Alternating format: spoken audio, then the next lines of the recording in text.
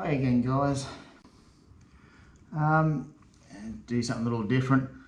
With mackerel season, well, coming up here, probably roughly a couple of months away, but still it's coming quickly. I've actually had a few questions from people asking me what lures I use for them. And for Spanish and spotty mackerel, there's so many different types you can use. It's not only trolling, you can do casting and jigging, and there's all sorts. So what I was going to do, I just went through all my boxes and pulled out some of the ones I like and I use at times, and give you a quick rundown on each one. Okay, so we'll start off the Gold Coast, very well known for trolling. Last couple of years, a lot of guys are getting into bait fishing, live bait and dead bait trolling, which is great, it works really well. But trolling lures still works well, and you can troll a bit faster and you can cover more ground. Okay, starting off with old stock standard, good old Halcos, your red and white, always a cracker. That's a 2 metre diver, okay? I like gold, gold's a universal colour, catches everything, okay?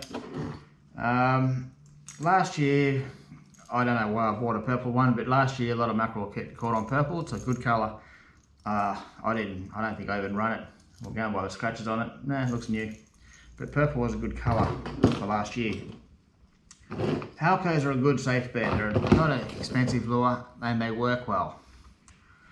New kid on the block, they came out last year firing, and every man his dog caught mackerel on them, were the Samaki pacemakers, these things, okay? Still on the box, I didn't get a chance to run it, but these things last year killed it, and not an expensive lure, which is great. And they're a deep diver, so these one, like this one, is a good lure to run close to your boat in like one of the corners.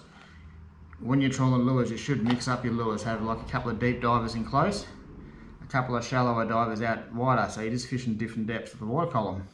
So that's a good one to run in close. In the last 2 or 3 years, the other one that's come out and it's been running really well, working well, have been the Nomads. Okay, well, this strange looking critter, big bib, another nice one to run in the corner. But mackerel have been smashing these things, they've been working really well. Strange looking thing, there's one in the box.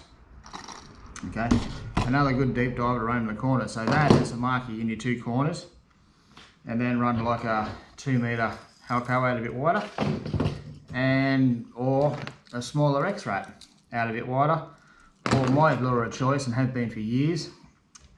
Old school lures, I like getting back to old school, are the old CDs, okay, Rapala CDs. I think they're 11s. I run 11s and 14s. These are probably my favourite mackerel lures. I love Rapala CDs. They just work so well, the shiny bib and stuff on them. Mackerel love these things. So good lures to run if you can get them. They're hard to find and not that cheap anymore. The other ones people are using a lot of are X-Raps. They work quite well. I'm not a huge fan of X-Raps, but a lot of people do quite well on them. I think they're a little pricey for what they are. Okay, so basically the Nomads, the Samakis and the Halcos are your safe bets. So your Halcos, always a good lure, good bet. And 2 metre divers are a nice one to run out a bit wider. You can troll these around 6.5 knots, not a problem. And you're going to catch Spaniards on them. Occasionally spotty will eat them. And if there's any wahoo in the area, they'll definitely have a crack. So will dolphin fish. And yellowfin, so you will catch a variety of things on hard bodies. The next thing to do is a little bit different. I think I had a quick discussion about this. Is big slugs. And like big slugs, sinking stick baits. Any type of stick bait, different sizes. Look at these things, these are all sinking. The whole idea of these things, and they work well for Spaniards, is when you're out trawling around or whatever on the reef and you can't get any bites, there's no strikes, nothing's happening, and you come across a bit of bait down deep, bait schools down deep. Whole idea of these things, okay, is just to cast them out or even just drop them straight down into the bait school. You've got to use a bit of caution though, because they will snag on the bottom really easy, and these are not a cheap lure. So a little judgment how far you let them sink. And then when you think you're down roughly where the bait school is, just click in a gear, wind fast. So then, don't do any twitching or anything fancy, just wind like the clappers. Pull it up through the water column, away from the bait school. It looks like a fleeing bait fish. mackerel's instinct on a fleeing bait fish. Strike. They won't look at it, they'll just chase after it and strike. It's an awesome way to get a few Spaniards on the bite, especially if you've been trolling and it's a bit slow. Try these things around bait schools. Go down, let them sink down, wind them back through the water column fast, just fast. And it's a good way to trigger some mackerel, especially Spaniards. Okay. Same goes for spotties in a bit closer. You've been trolling or trolling baits, well, you can see bait balls and you can see mackerel around the bait balls down a bit deeper, but they're not eating. Just smaller slugs. You'll see bait in the water generally in those closer reefs. Just match the hatch. Good old saying, match the hatch. Let it sink down, then wind it fast back through the water column. It's a good way to trigger a bite. The other thing we do a lot of, or guys are starting to do a lot of, I don't personally, but a lot of guys are, back to your stick baits. But these ones are a floating one. Not that one, that's a sinking. These are floating, okay? So if you've got bait balls up high, fish up high, and a marking fish fairly high in the water column, get some floating stick baits. Cast out as far as you can cast, and then just wind them along the surface, flat out. Just wind them fast. No twitching, walking a dog or anything fancy, just wind them flat out. And that's also a good way to find Spaniards. I've never actually done it down here, I've done it up north, and it's good fun. When Spaniards hit surface lures, they get airborne. Their surface strike is awesome. It's good fun to watch. And a lot of the time they'll miss too. You'll see the lure go one way and the mackerel go the other. Once again, it's great to watch. So stick baits, just wind them across the surface, especially if there's bait up high or you're marking fish up high. Give them a crack. The other way to go too, a lot of guys are starting to get into, good old jigs, okay? So when these things first come out, it's great for snapper and reef fish, kingfish, the slow pitch jigs on your slow pitch gear. But a lot of people are cottoned on. They work well for mackerel, especially around bait schools. Get your slow pitch jigs. You can buy these hooks. They're a metal hook. They are designed for toothy critters. Okay.